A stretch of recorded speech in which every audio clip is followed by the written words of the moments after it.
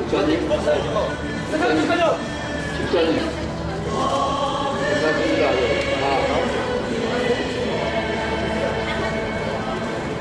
사도신경을 납기로해서 지켜가면 사도들의 증거라고 합니다.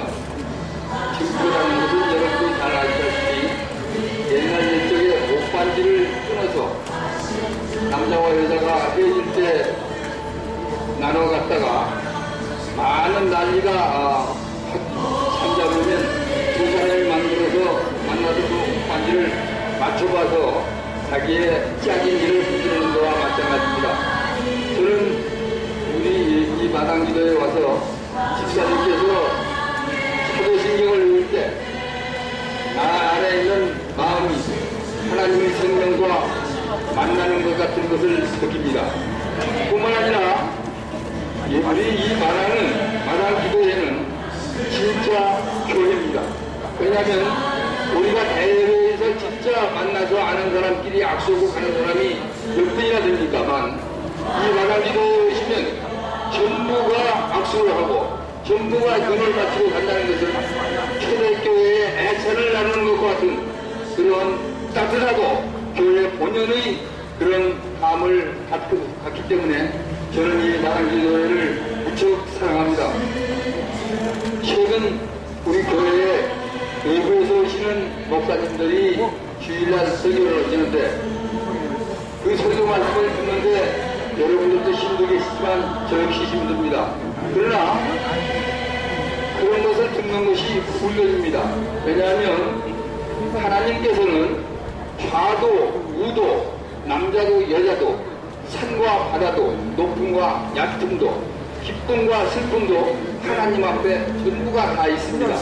그렇기 때문에 어떤 때는 높은 것을 말씀할 때 있고 어떤 것을 얕을 때가 말씀을 할 때 있는데 지금 사랑의 교회에 오셔서 그분들이 말씀할 때는 여러 가지로 고려를 해야겠는데 용서는 있으나 회개는 없고 은혜는 있으나 진리는 없고 앞에 것은 있으나 뒤에 것은 없고 기억할 것은 기억해야 하는데 잊어버리려고만 합니다.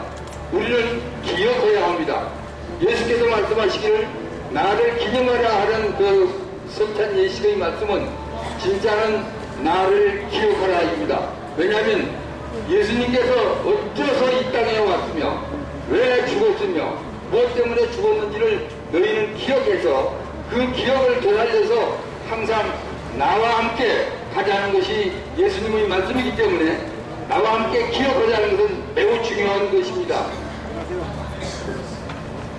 앞으로 상당히 오랜 기간 동안에 이와 같은 편향된 설교를 성도 여러분들이 들으실 텐데 여러분들께서 영적인 영양 섭취에 상당히 조심하셔서 책을 읽다거나 다른 텔레비 설교를 듣는다 해서 여러분들 영적 체질을 강화해 주시기 바라면서 늘 그런 걸 들으면서 여러분들은 한 단계 높은 차원의 믿음을 증진시켜 주시기 바랍니다. 오늘 제가 본론에 들어가기 전에 몇 말씀을 드리고자 합니다. 첫째 우선 건축주의 서초동 SGMC에 대한 얘기입니다. SGMC라고 호칭하는 것에 대해서 한 말씀 드리겠습니다. 2010년 4월 28일 당회에서 임경일 장로가 SGMC의 시자가 무슨 약자냐 하고 물었습니다. 그러니까 건축위원장이 그것은 센터입니다 라고 대답했습니다.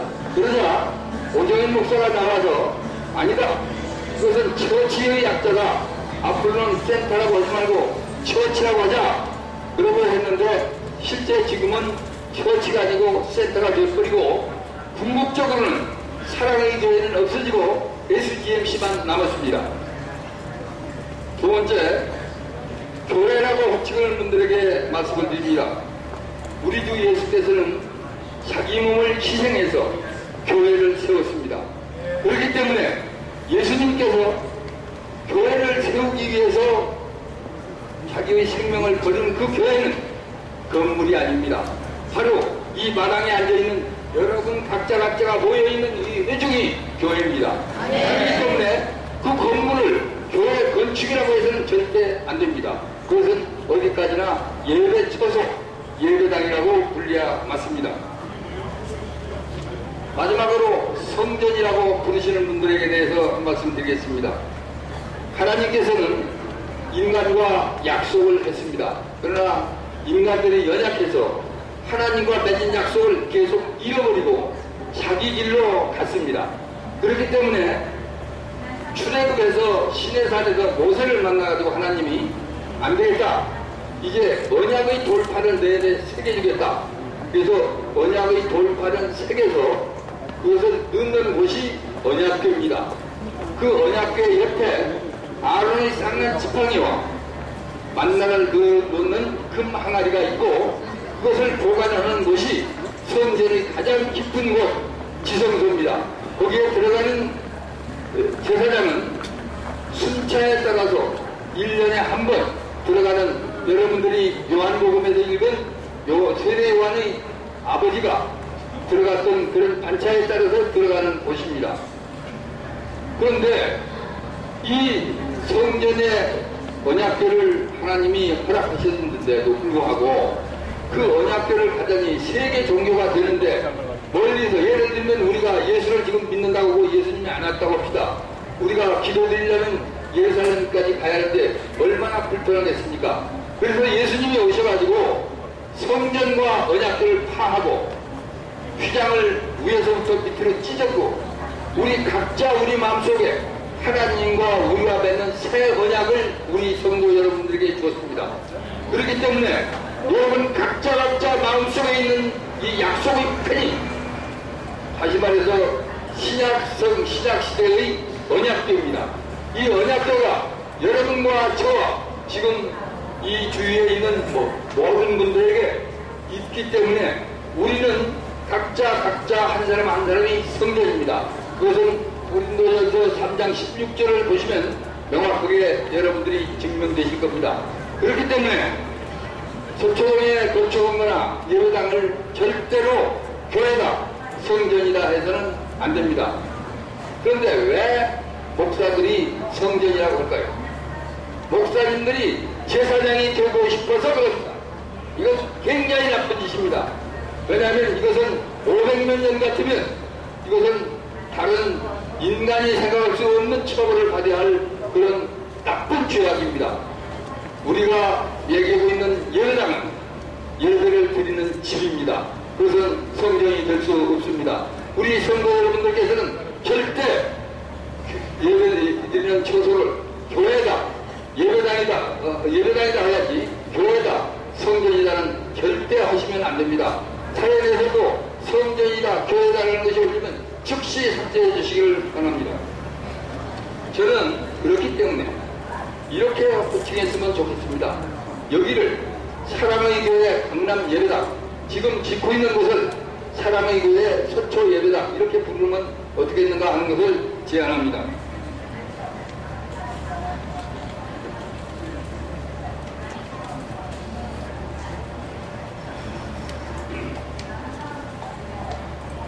그런데 하나님께서는 인간이 잘못한 것을 어디까지 참으실 것인가 하는 문제에서 우리는 생각해 보아야 합니다. 우리는 징계라고 할 때 하나님의 징계는 두 개가 있습니다. 하나는 아이 만들기, 아들 만들기, 자손 만들기의 징계가 있고 하나는 처벌해서 아주 끝장내는 징계가 있습니다. 그런데 우리 교회는 늘 하나님이 아이 만들기식 사랑이 있는 징계를 합니다. 그런데 얼마나 참고 참다가 이제는 더 이상 참을 수 없다고 하는 임계점이라는 것이 있습니다. 임계점이 간단하게 얘기하자면 바켓치에 물을 이렇게 붓다가 그 넘을 때 되면 그게 임계점 그럽니다.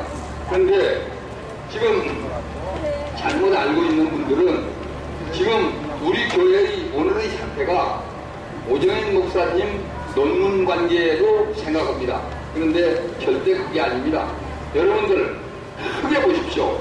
그동안 한국교회 전체에 많은 문제가 생겼습니다. 우리 교회가 아닌 다른 모든 교회에서 엄청난 문제가 생겨서 여러분들이 지상에서 봐가지고 교회를 목사를 나쁘게 평가하는 많은 얘기들이 있었습니다. 그런데 마침 그때 우리 교회에도 많은 문제가 생겼습니다. 그래서 하나님께서는 이제는 더 이상 내가 너희를 참을 수가 없다. 임계점이 가까웠다. 그런데 다른 교회, 다른 성도를 통해 가지고는 도저히 이 문제를 해결할 수 없으니까 차라리 이제 여러분들이 제자 훈련도 받고 성경도 제대로 알고 뭐 좀 튀인 사람, 그런 사람들이 나서가지고 교회를 새롭게 해야겠다. 그래서 여러분들을 선발한 겁니다. 그런 의미에서 저는 우리 오정인 목사가 매우 측은하게 생각이 됩니다. 왜냐하면 우리 오정인 목사는 그런 도구로서 한국교회의 정화의 도구로서 오정인 목사가 선택됐다는 것은 참으로 그분의 것은 슬픈 일이고 우리도 굉장히 귀찮은 일입니다. 나이 일은 넘어가지고 이게 헛짓이 아닙니다. 네. 그래서 참 우리도 힘든 일이지만 그분도 그렇게 했는데 하나님이 쓰시고자 하는 교회는 이번에 갱신될 겁니다. 그러나 하나님이 버려야겠다 하는 교회는 하나님께서 내비려 줘서 교회가 영 못되게 그렇게 되어가게 하나님께서 방치할 것입니다. 그러면 대개 우리 교회의 문제점은 무엇인가 한번 살펴봅시다. 저는 이것은 오정인 목사한테 직접 한 얘기입니다. 오정인 목사가 2003년 9월에 와서 지난 12월 31일까지 143회의 설교를 하지 않았습니다. 그래서 이게 평균으로 1년에 3개월 반을 설교를 하는 겁니다. 그래서 143회 설교를 뺐기 때문에 그 설교의 그 시간에 많은 다른 목사님들이 오셔서 설교를 합니다. 근데 설교는 이게 어머니의 젖을 먹고 자라는 애는 절대 과체중이 일어나지 않습니다.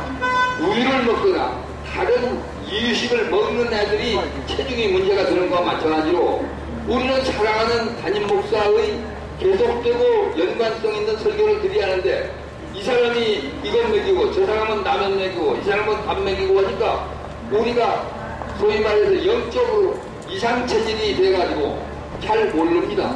우리는 그래서 많은 영적인 허약 체질을 가지고 있습니다. 여러분들이 잘 아실 것입니다. 여러분들이 그렇기 때문에 여러분들이 이제 하나님께서 여러분들을 동원해서 우리 교회가 새로 태어나도록 여러분을 선발해서 여러분들의 그 역량을 지금 주었다고 생각합니다. 이 세상에서 지금 큰 교회 목사님들이라고 하고 한국 교회라고 하면 문제점이 한두 개가 아닙니다. 여러분들이 아시다시피 무슨 교회에 안 일어나는 일이 없습니다. 안녕하세요.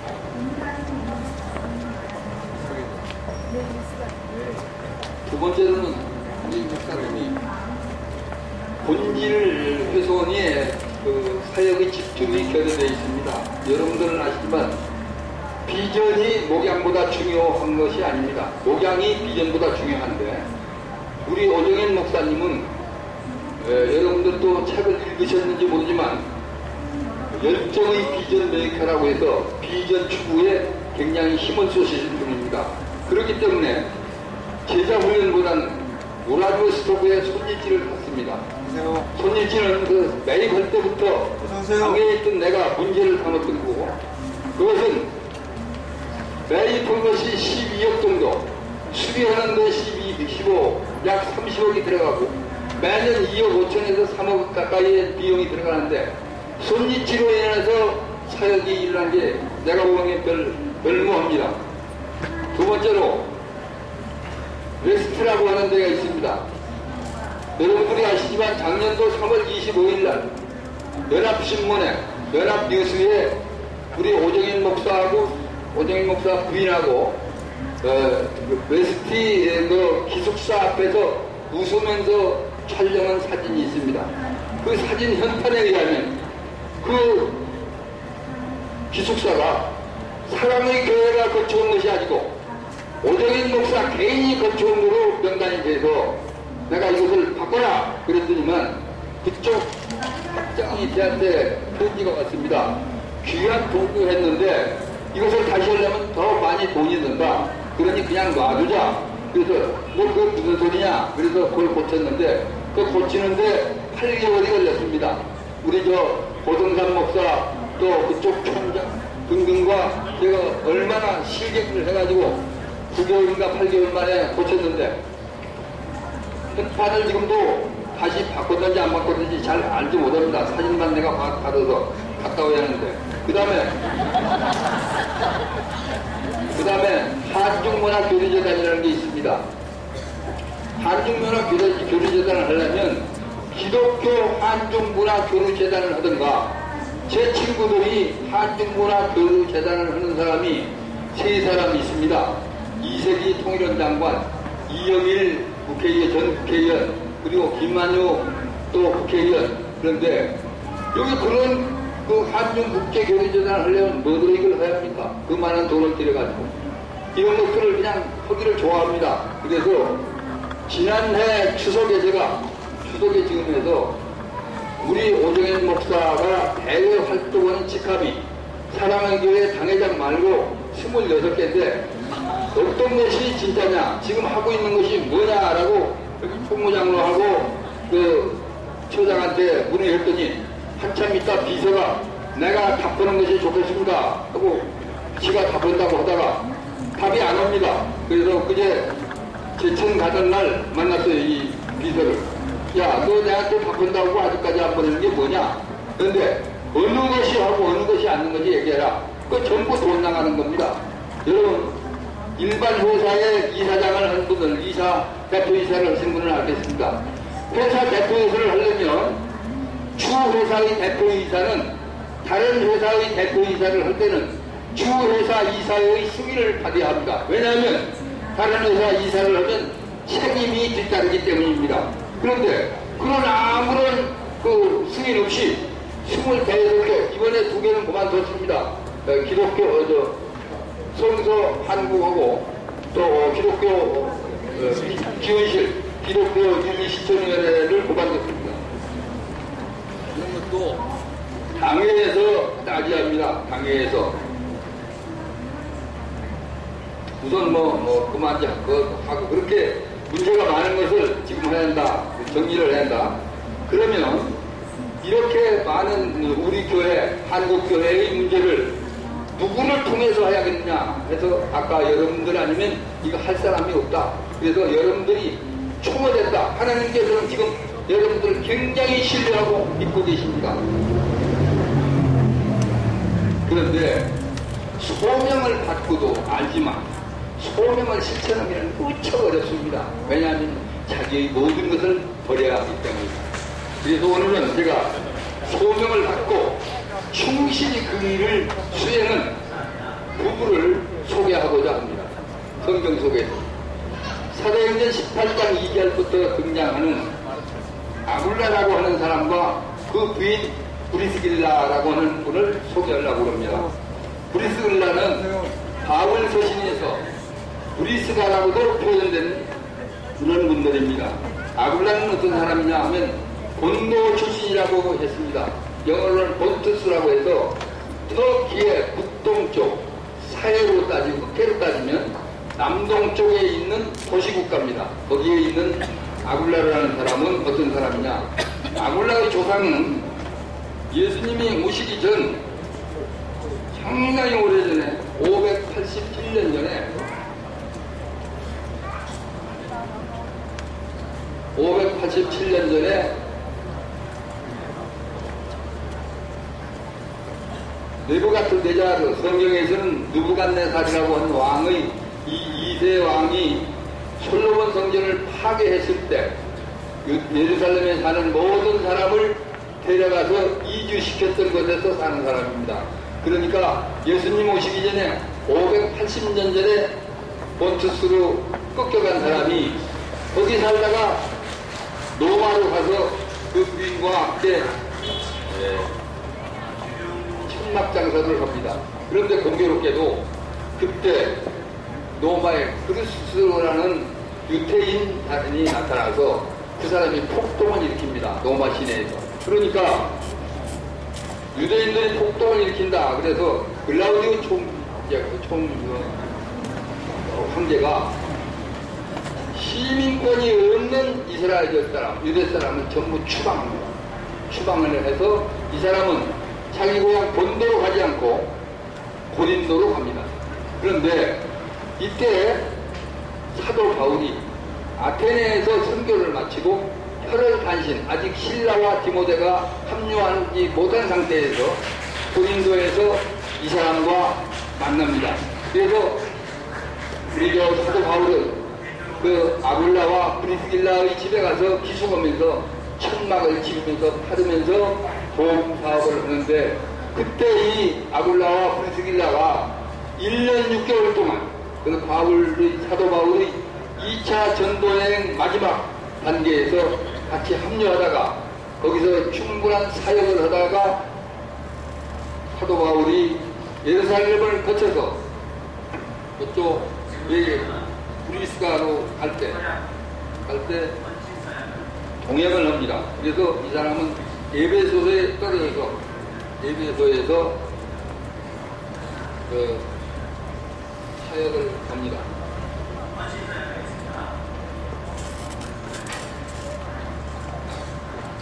우리가 인생의 행로에서 보면 믿음과 인생의 행로는 점이 아니고 선입니다. 저는 여러분들과 이곳에서 우리 모두가 만나서 교회 개혁을 위해서, 그리고 사랑의 교회의 다시 태어남을 위해서 이렇게 만나는 것이 얼마나 희한한 일입니까? 아득한 옛날 우리 조상부터 와서 지금까지 이렇게 흘러내려온 것을 보면 참으로 신기한 일 아닙니까? 저는 이런 만남에 대해서 어떤 때는 전율을 느낄 때도 있습니다. 하나님께서 이렇게 적확하게 여러분과 나를 사용해서 사랑의 교회가 다시 거듭나기를 기대하면서 여러분과 나를 보여준 것은 얼마나 다행스러운 것입니까?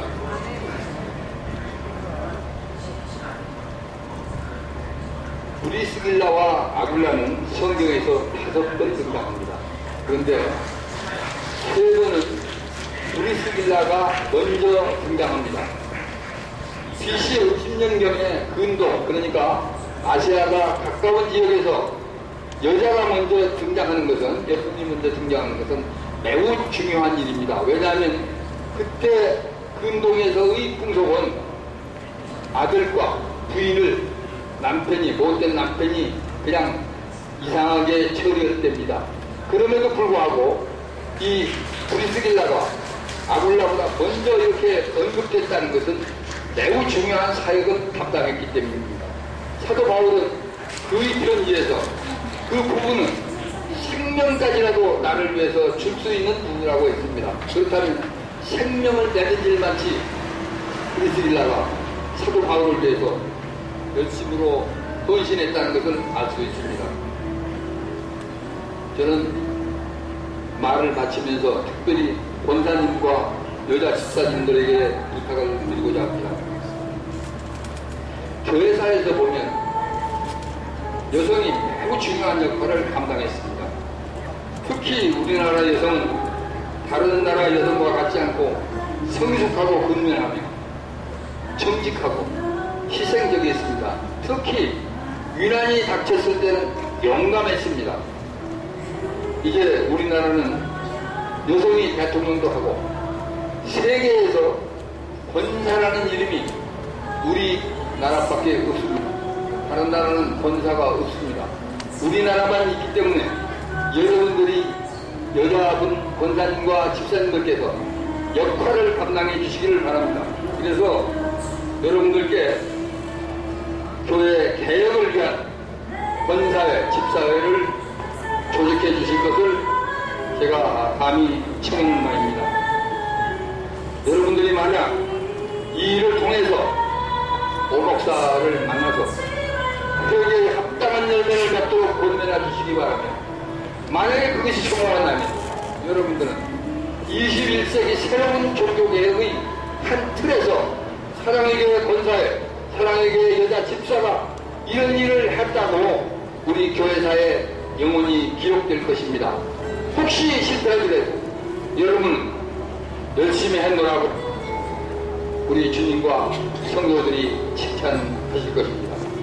자, 여러분 이 자리에 계신 사랑하는 성도 여러분, 우리는 불언간에 모두가 천국에 가서 주님과 우리보다 먼저간 선열들과 성도들을 만날 것입니다.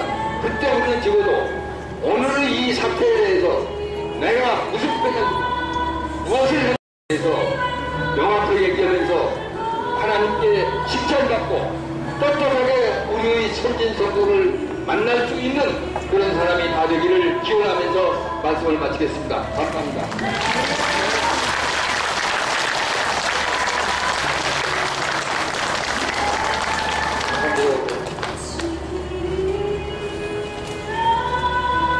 거룩하시고 거룩하시며 전능하신 하나님 아버지, 영광과 존귀와 찬양을 세세무국도록 올라가주시옵소서. 영광 가운데 계신 하나님께서 우리의 죄를 부리기 위하여 독생자 예수 그리스도를 이 땅에 보내서 우리를 위해서 우리의 죄를 대신해서 주께 그 크신 사랑을 오늘 또 찬양합니다. 하나님 아버지, 지금의 이 사태에 있어서 우리를 사용하여 이 교회를 아버지 하나님도 조금치라도 치료하려고 노력하시는 도구로서 우리를 사용해 주심을 감사합니다. 비록 힘이 없고 연약하고 능력이 없지만 주께서 우리와 함께 하시면 우리는 강해지고 우리는 할 수 있을 것입니다. 하나님 아버지, 우리에게 힘을 주시고 먼저 가셔서 이루시옵소서. 우리가 주님을 찬양하겠나이다. 예수 그리스도 이름으로 기도하옵나이다. 아멘.